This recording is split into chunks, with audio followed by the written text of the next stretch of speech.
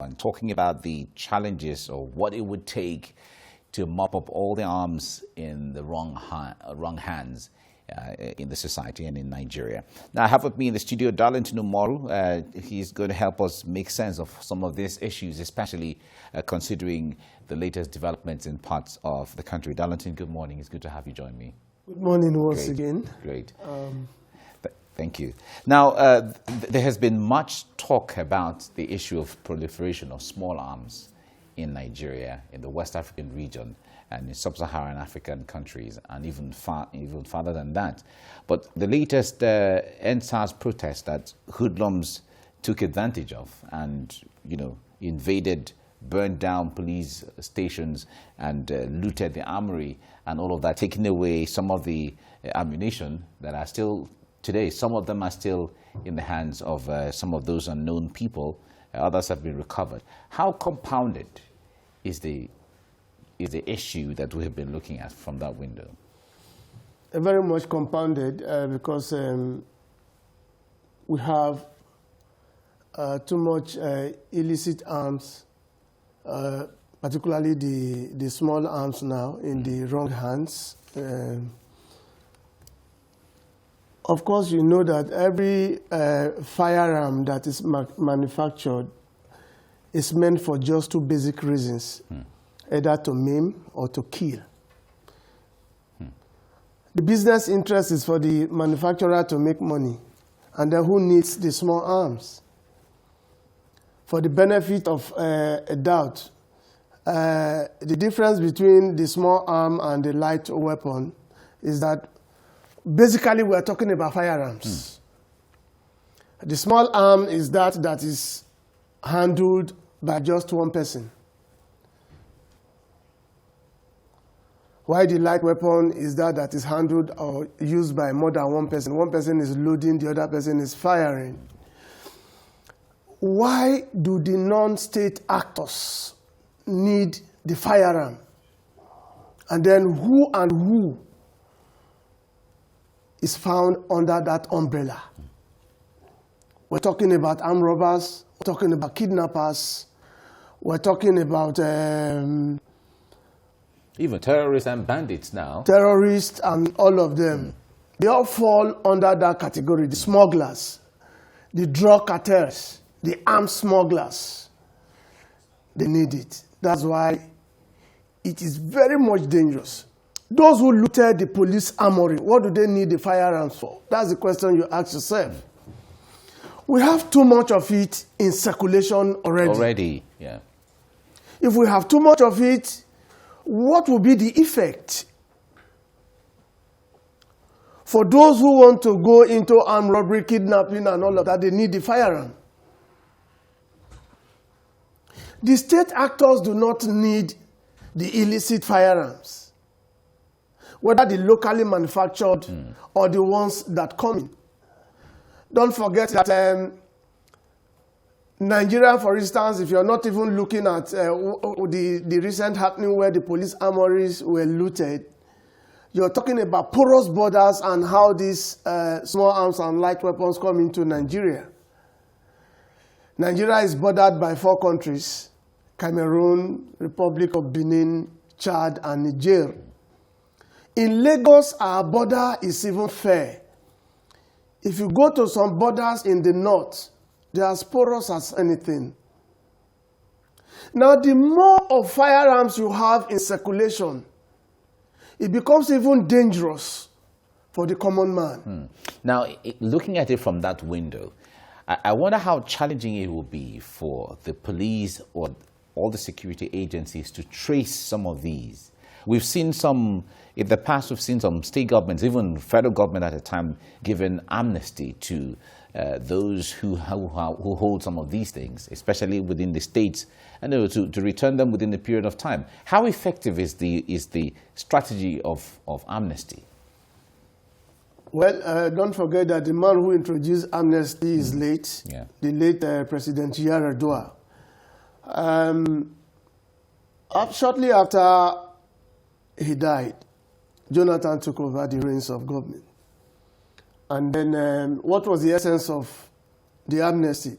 at a point in time, Nigeria could not export the amount of barrels that will give us the money we needed to run the country.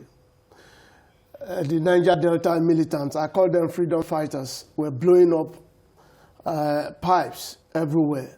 And then he felt that the policy was meant to bring them closer, engage them, find out what they wanted, what the problems were. I think they gave their conditions, and then the government granted them amnesty. And part of that amnesty today had trained some of this Niger Delta youth who could not go to school. Today, some of them are pilots. Today, some of them are doctors. But as I speak with you this time, I feel very sad.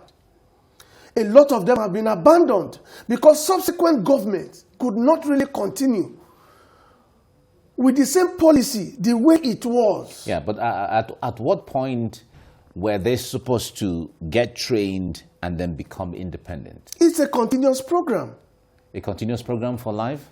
A continuous program, because the moment you withdraw it, you have others coming on to take over again. Yeah, but like you said, some of them were trained. Some of them were sent out to. Some of them are still undergoing training now, but they are suffering. Yeah, but the point there is, we all know that an average Nigerian goes to the university.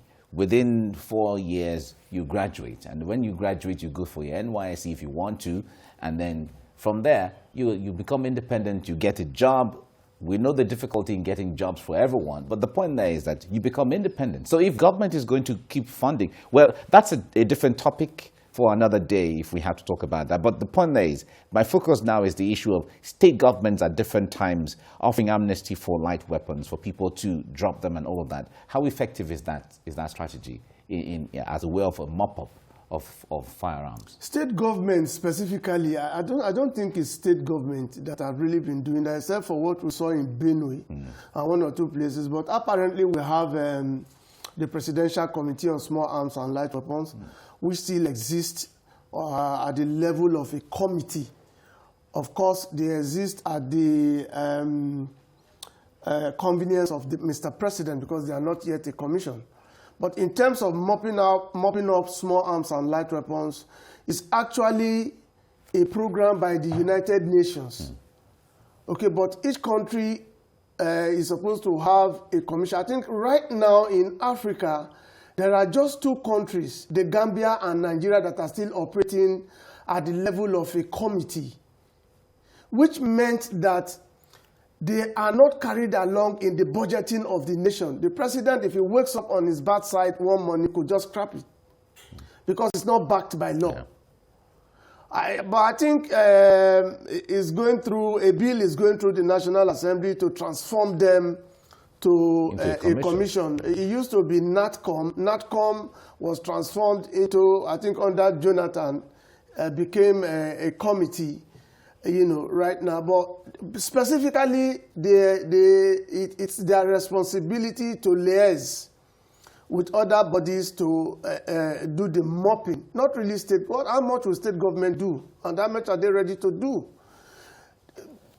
For instance, we've seen mopping, like the EU is currently, there's a program going on now, being sponsored by the EU, which has to do with mopping, but not just mopping. You ask these persons to submit their firearms. What do you do? How do you compensate them? You have to, in turn, give them compensation that will possibly take them away from whatever activity they needed the firearms for.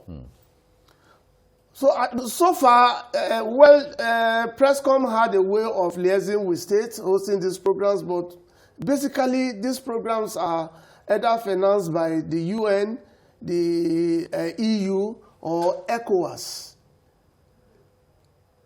So if you talk about state government, I don't think they've done a lot, except that these programs are taken to target areas where it's suspected that you have plenty of firearms. And don't forget that, how do these firearms even come? The ones that were looted from the police armory are just a few. Where do they really come from? Yeah. Remember I think about a few years ago where there were containers of firearms that were traced to Turkey at the time. You're even talking about containers. If you want to look at the methods and techniques in which they smuggle in these firearms, it's wide. It's wide.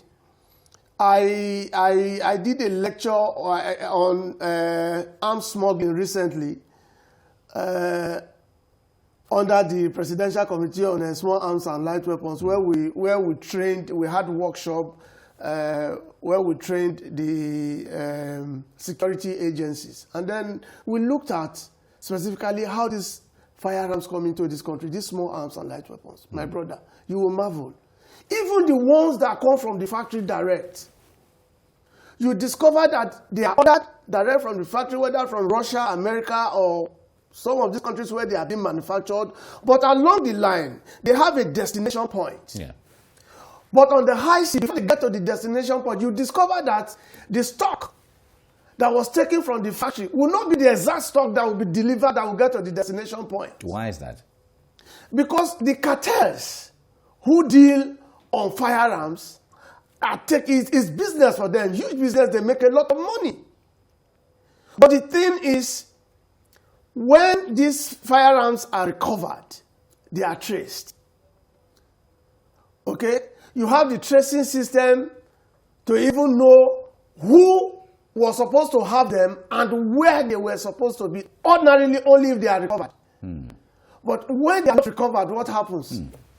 And what are they meant for? If you know the number of persons who fall on daily basis, who are killed on daily basis, you will marvel. We're talking about firearms in Nigeria, for instance. Who are those who bring in the firearms? The poor man cannot import firearms. I remember some time ago, I will not mention his name, a senator at the ECOWAS Secretariat in Abuja. He came in one of the programs and talked about how when he started the campaign for his election, that some people went to him, went to one of his sons to say that we could supply rifles. At what cost? That is to tell you how serious it is. When it comes to the issue of the destination we're talking about, for anyone to want to order for arms into Nigeria, what do you think is from your studies and from your findings?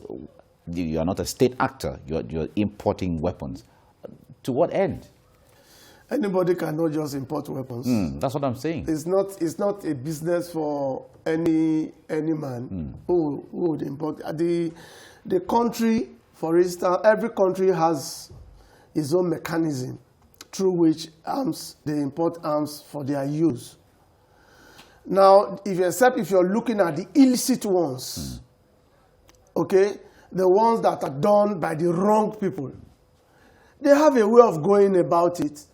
Don't forget that even in Nigeria, you know, arms are manufactured. There are some of these arms that are manufactured in Nigeria that when you place them with the imported ones, it will take an expert to really be able to differentiate them. Okay, so the state actors, government import arms, which is legal. But the illicit ones are done by the businessmen. All right. Now, we have to round off now because of want of time. But I know this discussion will have to certainly continue one way or the other so we get more enlightenment and then see what we can do to ensure that this is mitigated. Darlington Umoru, thank you so much for your time on the program. Thank you once again. Thank you very much. Thank you.